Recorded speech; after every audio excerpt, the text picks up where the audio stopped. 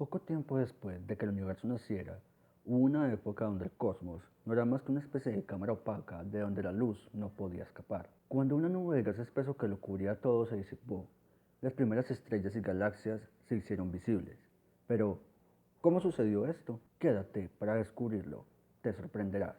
Empezamos.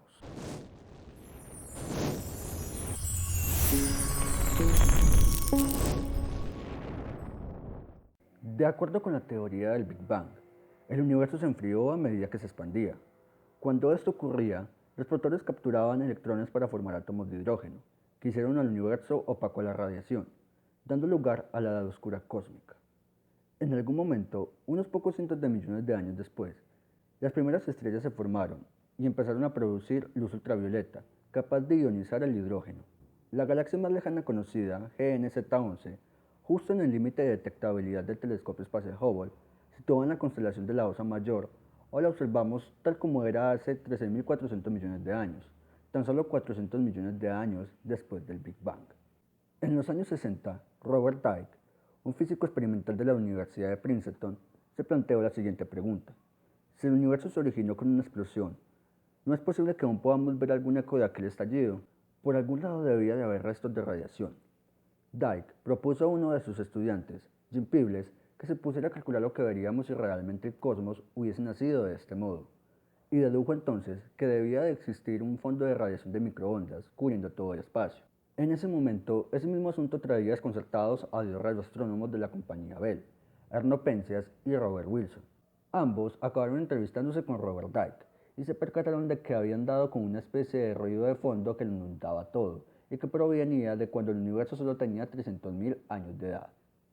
Hasta entonces, la historia del cosmos se había caracterizado por la monotonía, únicamente rota por fotones chocando contra el plasma que llenaba el espacio, electrones libres y núcleos de hidrógeno y helio moviéndose a velocidades frenéticas. La luz era incapaz de escapar de estas continuas colisiones, por lo que el universo era opaco a la radiación. Pero la temperatura cósmica descendió lo suficiente para que los núcleos de hidrógeno y helio atraparan los electrones que volaban a su alrededor y se convirtieran en átomos neutros, con lo que los fotones dejaron de interactuar con la materia. Ese momento de desacoplamiento hizo que el universo se volviera transparente. La luz pudo escapar y hoy la podemos ver en forma de la radiación de microondas que logró impregnarse en el espacio. En la edad oscura, la niebla de hidrógeno se condensó en determinados lugares, lo que permitió la formación de estrellas, agujeros negros y las primeras galaxias. La oscuridad terminó con lo que se conoce como época de reionización. Se la denomina así debido a que los átomos de hidrógeno son ionizados por la luz ultravioleta. Esta época ocurrió luego de que las primeras galaxias de nuestro universo se empezaran a formar.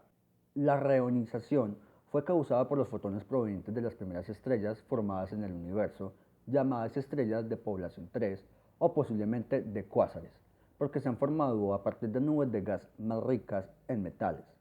Lo que se conoce actualmente sobre evolución estelar explica que las estrellas más jóvenes, es decir, la población 1, tienen una mayor metalicidad, que es el concepto astrofísico que se emplea para describir la gran cantidad de elementos más pesados que el helio en una estrella. Este incremento de metales más pesados lo ha producido la muerte de generaciones de estrellas anteriores, es decir, la población 2. Solo puede ser así porque los elementos más pesados que el helio se forman en el interior de las estrellas mediante la nucleosíntesis, que es el proceso de creación de nuevos núcleos atómicos a partir de los nucleones preexistentes, protones y neutrones, para llegar a generar el resto de los elementos de la tabla periódica y salir al exterior en las nebulosas planetarias y en las supernovas, fenómenos que son relacionados con la muerte de las estrellas.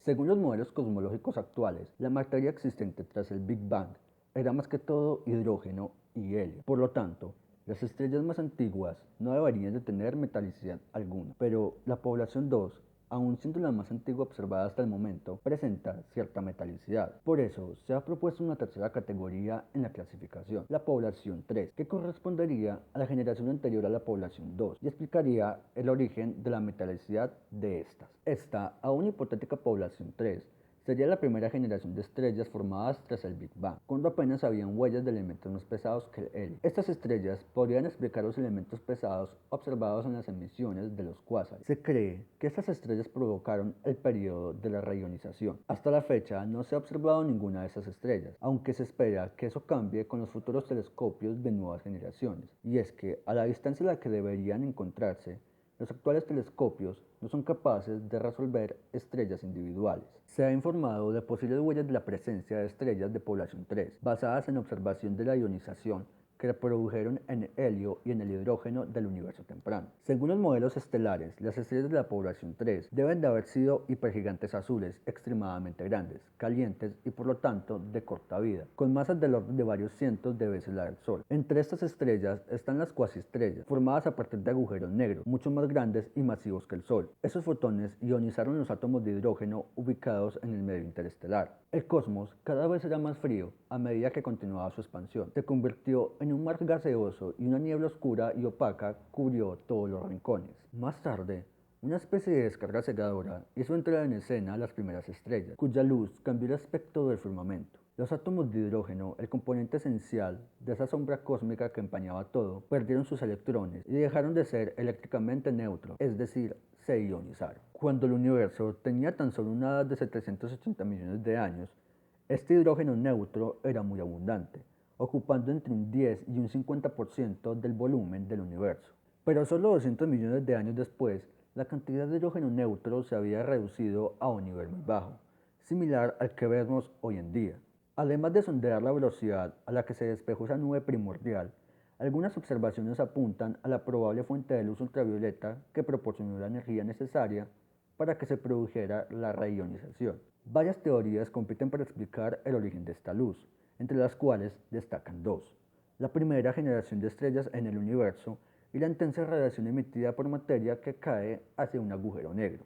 Podemos ver regiones alrededor de galaxias donde la reionización finalizó y usar esta información para comprender importantes preguntas acerca de la edad oscura, sobre cómo eran las primeras estrellas o cómo se formaron las primeras galaxias. Cuando la reionización ocurre en una galaxia y limpia la niebla de hidrógeno, también perturba la condensación de la niebla en los lugares de formación de nuevas estrellas. La época de reionización es el periodo de 1000 millones de años después de que el gas de hidrógeno colapsó en las primeras estrellas, quizás 100 millones de años después del Big Bang, a través del encendido de estrellas y galaxias en todo el universo. Estos primeros objetos brillantes inundaron el universo con luz ultravioleta, que dividió o ionizó todos los átomos de hidrógeno entre las galaxias, en protones, electrones, para crear el universo que vemos hoy. No olvides dejar tu like, suscribirte y compartir para expandir mucho más tu conocimiento. Gracias por ver este video. Hasta la próxima.